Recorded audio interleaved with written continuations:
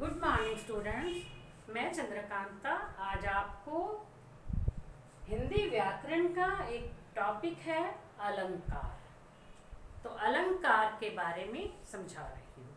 वैसे मैं ये कक्षा 12वीं के लिए समझा रही हूँ, लेकिन आपका कोई प्रॉपर टॉपिक नहीं है कि अलंकार आपके सिलेबस में है, ऐसा कुछ नहीं है। लेकिन जब हमें किसी भी कविता का कोई पद्यांश आ जाता है पेपर में, उसमें से हमें उसका भाव सौंदर्य, काव्य सौंदर्य या शिल्प सौंदर्य बताना होता है, तो ऐसा प्रश्न जो है 5 नंबर का आता है।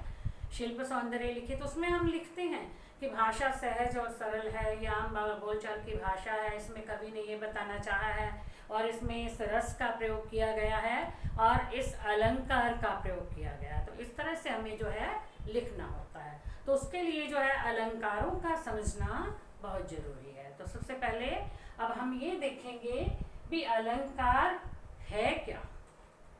तो अलंकार की परिभाषा यानी अलंकार किसे कहते हैं। अलंकार का शाब्दिक अर्थ होता है आभूषण या गहना। अब आभूषण या गहना आप समझते हो, जो गहने स्त्रियां पहनती हैं, ठीक है।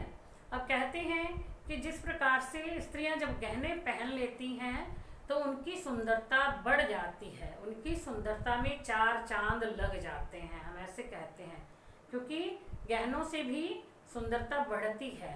तो उसी प्रकार से जिस प्रकार से स्त्रियां गहनों को पहन लेती हैं तो उनकी सुंदरता बढ़ जाती है, उसी प्रकार से काव्य में यदि अलंकारों का प्रयोग किया जाता है तो काव्य की सुंदरता बढ़ जाती है। जैसे अलंकार काव्य की सुंदरता को बढ़ाते हैं और आभूषण स्त्रियों की सुंदरता को बढ़ाते हैं। अब अलंकारों के प्रयोग से काव्य की सुंदरता में चमत्कार उत्पन्न हो जाता है और जिससे कविता अधिक प्रभावशाली बन जाती है, यानी कविता का प्रभाव पड़ता है दूसरों पर, पढ़ने वाले को बहुत अच्छा लगता है, एक चमत्कार उत्पन्न हो जाता है। पढ़ने वाला व्यक्ति जो है मंत्र मुग्ध होकर के उस कविता को पढ़ता है। अब हिंदी साहित्य में शब्द और अर्थ दोनों का ही महत्व होता है, मतलब शब्दों का भी बड़ा महत्व है हिंदी साहित्य में और उन शब्दों के अर्थ का भी बड़ा महत्व होता है। अब क्योंकि शब्द और अर्थ दोनों का ही महत्व है, उस आधार पर अलंकार के 2 भेद हैं। पहला है शब्द अलंकार और दूसरा है अर्थ अलंकार, ठीक है। कौन कौन से 2 भेद हुए? शब्द अलंकार, अर्थ अलंकार। अब कहते शब्द अलंकार कौन से होते हैं? जहाँ शब्दों के कारण काव्य का सौंदर्य बढ़ता है, यानी शब्दों के कारण काव्य की सुंदरता बढ़ती है, वहाँ शब्द अलंकार होता है। और जहाँ अर्थ के कारण काव्य की सुंदरता बढ़ती है वहाँ अर्थ अलंकार होता है। तो अब जो है अलंकार के 2 भेद हैं, शब्द अलंकार और अर्थ अलंकार। अब शब्द अलंकार के 3 भेद हैं। कौन से? अनुप्रास अलंकार, यमक अलंकार, श्लेष अलंकार। ये किसके भेद हैं? शब्द अलंकार के 3 भेद हैं।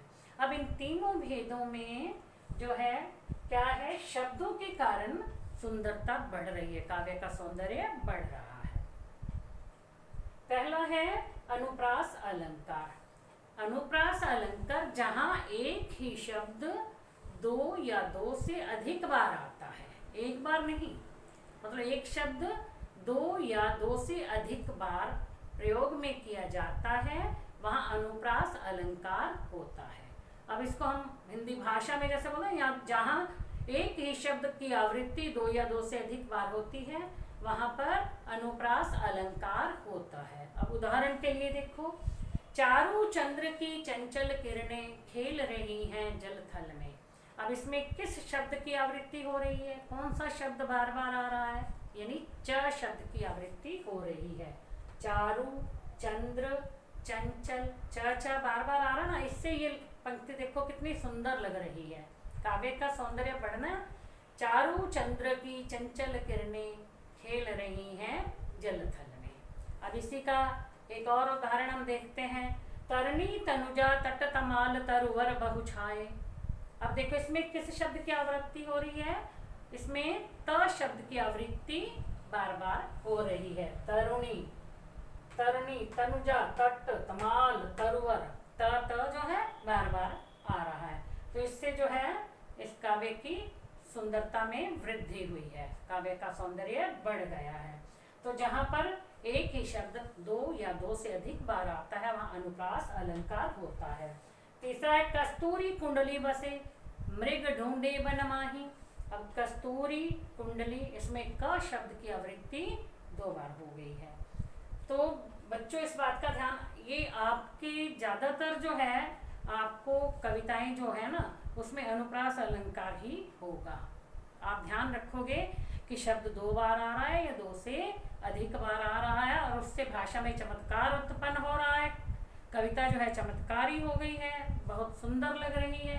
तो आपको लिखना है कि इसमें अनुप्रास अलंकार का प्रयोग किया गया है। अब इसका दूसरा भेद आता है बच्चों, यमक अलंकार। पहला अनुप्रास था, दूसरा यमक अलंकार। जब काव्य में एक शब्द एक से अधिक बार प्रयोग किया जाता है, शब्द एक है लेकिन वो एक से अधिक बार आया है और अर्थ हर बार उसका भिन्न है, अर्थ अलग दे रहा है। शब्द एक है, एक से ज्यादा बार लिया गया है और 2 बार आया या 3 बार आया और दोनों तीनों बार उसका अर्थ भिन्न भिन्न होता है, अलग होता है, वहां यमक अलंकार होता है। अब जैसे काली घटा का घमंड घटा। अब देखो घटा शब्द है, 2 बार आ गया, यहाँ भी घटा यहाँ भी घटा, लेकिन इसका अर्थ दोनों बार अलग है। काली घटा यानी आसमान में छाए काले बादल, घमंड घटा यानी अहंकार का घट जाना, कम होना। तो दोनों बार अर्थ क्या हुआ, इसका अलग हुआ। पहला घटा छाए हुए बादल है और दूसरा घटा मतलब कम होना। ठीक है। अब कर का मन का डारी दे, मन का फेर। अब इसमें मन का शब्द 2 बार आया है, मन का, कर का मन का, कर मैंने होता है हाथ, डारी दे छोड़ दे। अब हम कहते हैं हाथ में माला लेकर के जो भगवान का जाप करते हैं ना, उनके लिए कहा गया है कि हाथ में जो माला ले रखी है ये बाहरी आडंबर है, इन बाहरी दिखावों को छोड़ दो, मन का फिर, और सच्चे मन से अपने हृदय से भगवान का स्मरण करो, जाप करो। अब इस मन का क्या मतलब है, माला का मोती जो हम हाथ में माला लेकर के फेरते हैं।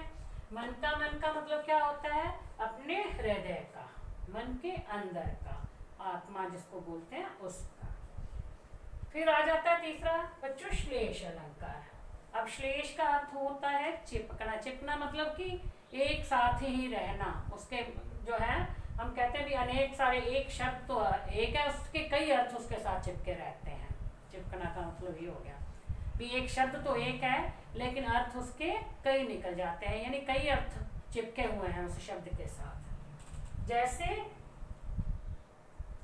अब काव्य में जहाँ एक ही शब्द के अनेक अर्थ निकलते हो वहां श्लेष अलंकार होता है। जैसे भिखारिन को देखकर पट देत बार बार।